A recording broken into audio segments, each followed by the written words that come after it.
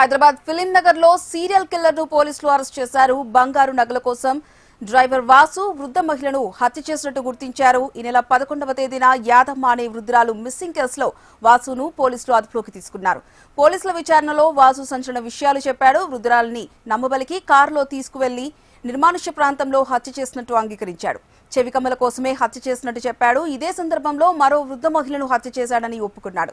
ఒంటరిగా ఉన్న వృద్ధులను టార్గెట్ చేసి హత్య చేసి బంగారు నగలు దోచుకెళ్తున్నట్టు పోలీసులు గుర్తించారు. ఫిలిం నగర్ పోలీస్ స్టేషన్ దగ్గర వృద్ధురాలి కుటుంబ సభ్యులు ఆందోళనకు దిగారు. నిందితుడిని కఠినంగా శిక్షించాలని డిమాండ్ చేస్తున్నారు.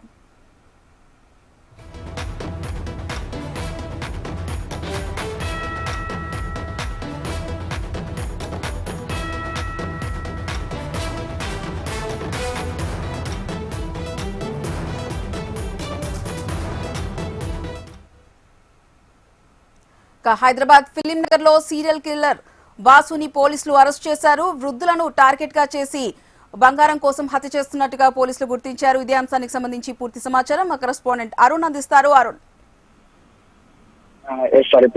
ఫిలిం నగర్ పరిధిలో అత్యంత కిరాతకమైన సీరియల్ హత్యల ఉదంతం మెరుగులోకి అయితే వచ్చింది. వరుసగా ఇద్దరు వృద్ధురాలను కూడా హత్య చేసినట్లు కూడా నిందితుడు అంగీకరించడం కూడా ఒక సంచలనం మారింది. అయితే 2వ తేదీన యాదమ్మ అనే వృద్ధురాలు కనిపించకపోవడంతో పోలీసులకు ఫిర్యాదు చేశారు. అయితే అనుమానితులుగా వాసు అనే వ్యక్తిని కూడా చేర్చడం జరిగింది. ఈ దశలోనే పోలీసులు దర్యాప్తు ప్రారంభించారు. అయితే అనుమానితుడైనటువంటి డ్రైవర్ వాసును అదుపులోకి తీసుకుని పోలీసులు విచారించగా విస్తుపోయే నిజాలు అయితే బయటపడ్డాయి. ముఖ్యంగా యాదమ్మను నమ్మబలికి తన కారులో దూర ప్రాంతాలకు తీసుకెళ్లి ఆమెను హత్య చేశాడు. ఆ తర్వాత హత్య చేసిన తర్వాత ఆమె మెడలో ఉన్నటువంటి బంగారం, అదేవిధంగా చెవికున్నటువంటి చెవికొమ్మలు తీసుకున్నట్లు కూడా గుర్తించారు. కేవలం చెవికొమ్మల కోసం హత్య చేసినట్లు కూడా వాసు అంగీకరించాడు.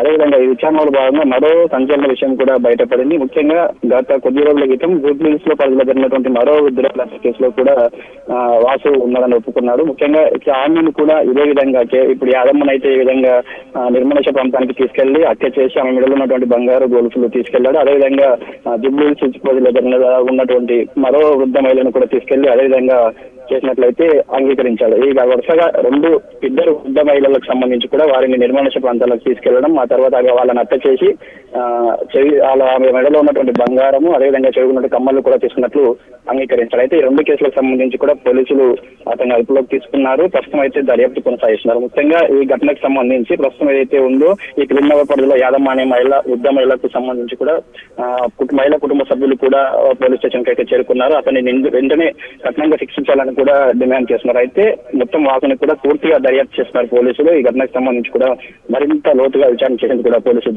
సిద్ధమైనట్లు తెలుస్తుంది. వాసు ఇంకా ఎన్ని హత్యలకు పాల్పడ్డాడు, తన వెనుక ఎవరైనా ఉన్నారనే కోణంలో కూడా పోలీసులు లోతుగా దర్యాప్తు చేస్తారు. నిందితుల ప్రమేయం ఉన్నటువంటి మరికొన్ని కేసులు కూడా వెలుగులోకి వచ్చే అవకాశం ఉన్న నేపథ్యంలో పూర్తిగా విచారణ చేసేందుకు అయితే పోలీసులు సిద్ధమైనట్టు తెలుస్తుంది. ముఖ్యంగా వాసు యొక్క ఒంటరిగా ఉన్నటువంటి ఉద్యమాలను ఎక్కువగా టార్గెట్ చేస్తున్నాడు. వారిని మాయమాటలు చెప్పి లోపరుచుకొని నిర్మానుష్య ప్రాంతాలకు తీసుకెళ్లి వాళ్ళకి ప్రాణాలు చేయడం, పైగా వారి దగ్గర ఉన్నటువంటి బంగారు ఆభరణాలు చోటు చేసుకోవడం అతని పనిగా అయితే గుర్తించారు. దీనికి సంబంధించి కూడా ఇంకా ఏమైనా హత్యల్లో ఇతని ప్రమేయం ఉందా అనే కోణంలో కూడా పోలీసులు లోతైన విచారణ. Right, thank you Arun.